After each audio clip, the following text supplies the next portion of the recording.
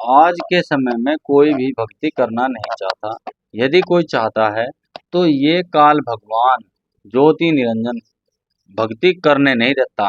पिछला इतिहास उठा के देख लो, जिसमें विश्वामित्र जी हुए या दुर्वासा ऋषि जैसे संत हुए हैं, और अगस्त ऋषि हुए, और जी आपका एक सोबरी ऋषि हुए हैं।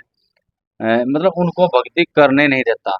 अभी आपको हम दिखाएंगे सोबरी ऋषि जी का जीवन चरित्र। उनके मतलब उन्होंने भक्ति साधना के बाद उनके कैसे खड़े किए, कैसे उनकी भक्ति का सर्वनाश किया है। आइए दिखाते हैं आपको वीडियो, और अपनी राय कमेंट बॉक्स में ज़रूर दें, ताकि हमें और प्रेरणा मिलती रहे और हम इस तरह की वीडियो आगे बनाते रहें।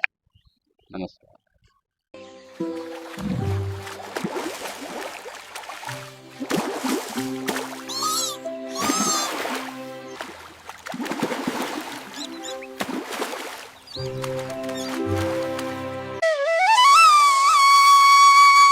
सौभरी नाम के एक ऋषि था। अपने गुरु के बताए अनुसार भक्ति साधना और तपस्या करता था, और तपस्या पानी में खड़ा होकर किया करता था, और शादी नहीं कराया था। बाल ब्रह्मचारी था।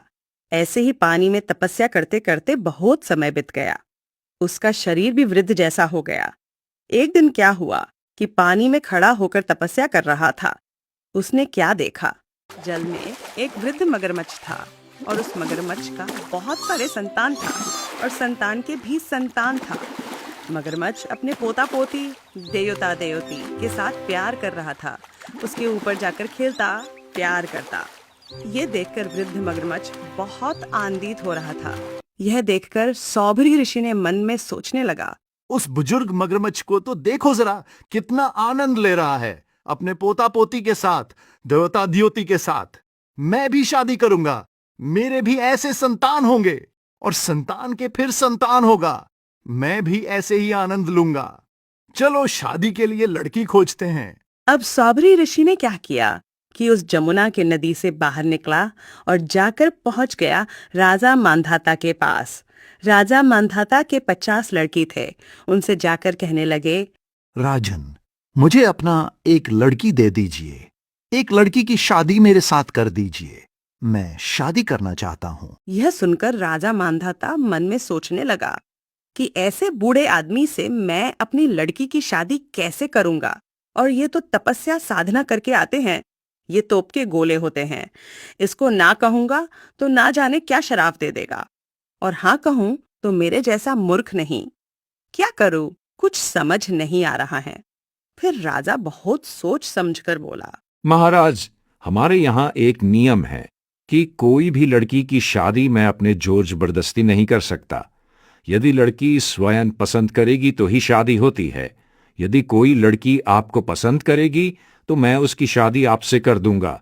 मुझे कोई दिक्कत नहीं। राजा ने मन में सोचा कि ऐसे बूढ़े आदमी को कौन लड़की पसंद करेगी। कोई पसंद करेगी नहीं, और झंझट खत्म हो जाएगा। फिर सौभरी ऋषि ने कहा, ठीक है राजन, मुझे मंजूर है। अब जहाँ 50 लड़की का महल था, वहां पर एक नपुंसक नौकर द्वार पर पहरेदार रखा गया था। उस नौकर को बुलाकर राजा ने आज्ञा देते हुए कहा, सुनो, ऋषि जी को लड़की वाले महल में लेकर जाओ, और जो लड़की ऋषि को पसंद करेगी उसकी शादी ऋषि जी से कर दी जाएगी। ठीक है महाराज, अभी लेकर जाती हूँ। अब ऋषि जी को लड़की की महल की ओर लेकर चला तो रास्ते में सौभरी ऋषि ने क्या किया कि अपने सीधी शक्ति से नौजवान सुंदर लड़के का रूप राजकुमार जैसा बना लिया। और जब महल में पहुंचा तब नौकर ने सारी लड़की से कहा, सभी राजकुमारियों ध्यान से सुनो। राजा का आदेश है कि जो भी राजकुमारी इस ऋषि को पसंद करेगी उसकी शादी इससे कर दी जाएगी। अतः एक बार ऋषि को देखकर अपना पसंद नापसंद बताए। यह सुनकर राजा के 50 की 50 लड़कियों ने मंजूरी दे दी कि हाँ, हम इसे पसंद करते हैं। अब ये खबर राजा तक पहुंचा। तब राजा ने क्या किया कि अपने वचन के अनुसार 50 लड़की की शादी सौभरी ऋषि से कर दिया, और मन में सोचने लगा, इस कंगाल के साथ मेरे बेटियां कैसे रहेंगी? क्या खाएगी? कहाँ रहेंगी? जंगल में रहना पड़ेगा। कितना दुख उठाएगी। इन सभी के भाग में शायद यही था। अब मैं क्या करूं? अब सौभरी ऋषि ने 50 लड़की को लेकर वहां से चला और अपने कुटिया के पास आकर अपनी भक्ति कमाई से विश्वामित्र को आदेश दिया कि 50 महल तैयार कर दो। विश्वामित्र ने 50 महल तैयार कर दिया और 50 महल में सुंदर खाने पीने की व्यवस्था भी कर दिया। अब सौभरी ऋषि सबके साथ आनंद से रहने लगे। एक दिन राजा मांधाता ने मन में सोचा कि चलो अपनी लड़कियों से मिलकर आते हैं कि कैसा है, सुखी है या दुखी। अब राजा सौभरी ऋषि के कुटिया के पास आया तो देखा कि 50 महल बना है, एक गांव जैसा है। यह देखकर राजा बहुत अचंभित हुआ और एक लड़की से जाकर पूछने लगा, बेटी तुम कुशल हो या नहीं? पिताजी, हम यहाँ पर कुशल हैं, बहुत खुश हैं और माता पिता की याद तो आती रहती है, पर क्या करें। और मुझे एक दुख है कि मेरा पति हमेशा मेरे पास रहता है और बहनों के पास नहीं जाता। बस यही एक दुख की बात है और सब ठीक है। ठीक है बेटी, मैं जाकर तुम्हारी और बहनों से भी मिल लेता हूँ, उनका भी खबर ले लेता हूँ। अब राजा मांधाता ने एक एक करके 50 लड़कियों के पास गया। सभी ने कहा कि मेरे पति बस मेरे पास ही रहता है और बहनों के पास नहीं जाता है।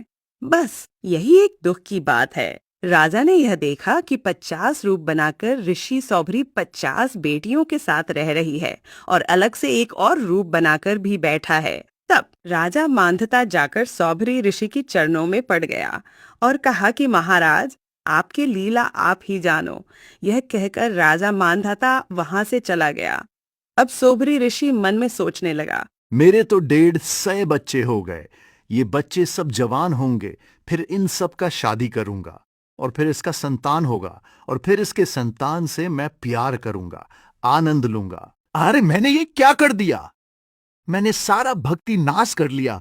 पूरा जीवन में जितना भक्ति किया था उसका बर्बाद कर दिया। मैं उस मगरमच्छ को ना देखता, ना मन में ऐसा सोचता, ना ऐसा होता। बुरी संगत के कारण मैं अपनी सारी भक्ति नाश कर लिया। अब मैं क्या करूं? अब उसने इतनी कमाई कर ली थी, सौभरी ऋषि ने 50 तो शरीर धारण कर लिए, 50 की 50 औरतों को भोग रहा है और उधर 51वां अलग से और बैठा है। जब मानधाता सब लड़कियों के पास होकर के फिर देखा कि ऋषि तो बाहर भी बैठा है, तब उसके चरणों में मस्तक झुका दिया कि आपकी लीला अपरंपार है। अब उस राजा के लिए तो भगवान सिद्ध हो गया वो सौभरी ऋषि। अब उसकी पोल खुलती है, अब देखना आगे क्या होता है। अब सौभरी ऋषि के 150 लड़के हो गए, 150 बच्चे हो गए, तो 50 लड़कियां, 2-2, 3-3 बालक हुए, 50 पत्नियां। अब वो क्या सोचता है कि अभी कोई 4 साल वर्ष का लड़का है, कोई 5 वर्ष का लड़का है, ये फिर सियाने होंगे, इनका ब्याह करूंगा, फिर इनके पोते होंगे मेरे, और फिर मैं इनसे प्यार करूंगा। रे तेरा गजब है, बंदा जीवन खो दिया अपना। हो फिर क्या रोता है कि मेरी सारी कमाई बर्बाद होगी, मैं उस मगरमच्छ के संगत में, कुसंगत में अपना सर्वनाश कराया। अगर वो मगरमच्छ को मैं नहीं देखता, वो कैसे अपने पोते पोतिया में मस्त हो रहा था, प्यार से खुश रहता था। आज मैंने अपना सर्वनाश कर लिया। जो 20, 30, 40, 50, 60 वर्ष में जो साधना की थी वो बर्बाद कर दी, वो नष्ट कर दी। कबीर, परमेश्वर के बिना इस जीव का मोक्ष नहीं हो सकता। कहते हैं,